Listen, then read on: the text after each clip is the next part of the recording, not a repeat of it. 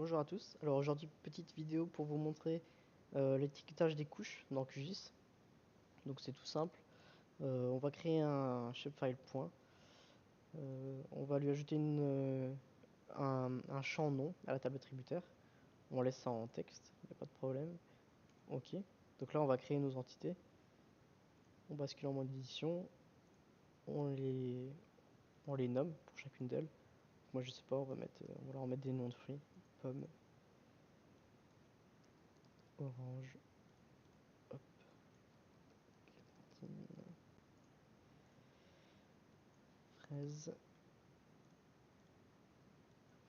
poire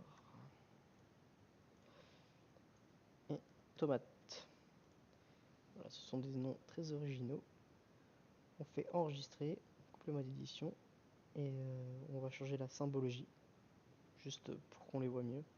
Donc on va les mettre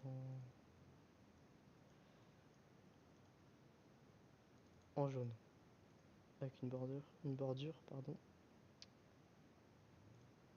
un peu plus grande peut-être. Non, ce sera bien comme ça. Ok, voilà. Maintenant, pour les étiqueter, on retourne dans propriété, on va dans étiquette. Là, il nous dit qu'il n'y a pas d'étiquette. Donc ce qu'on fait, c'est qu'on va cliquer sur montrer les étiquettes pour cette couche. Et là, il nous propose d'étiqueter avec soit l'identifiant, bon en l'occurrence on n'en a pas renseigné, soit le nom de la couche qu'on a créée. Donc là, on va mettre non. Donc on peut faire directement appliquer et vous voyez que les noms qu'on a créés apparaissent directement à droite, en haut à droite de chaque entité.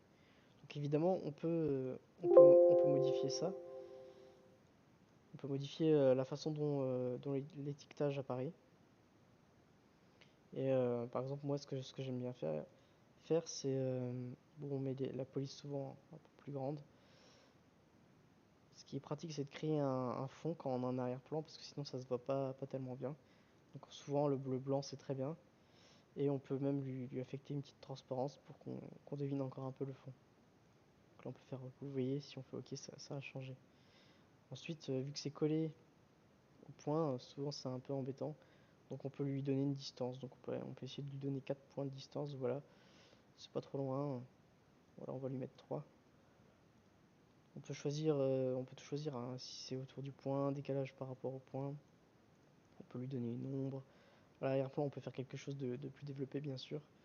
Ce qui est pratique de faire, c'est aussi la taille du fond, du fond, que ce soit pas complètement collé aux lettres, sinon c'est un petit peu laid. Hop, voilà. Et donc là, on a nos étiquettes qui sont bien affectées à chaque point. Voilà, je vous remercie d'avoir regardé, j'espère que c'était clair, et puis je vous dis à bientôt.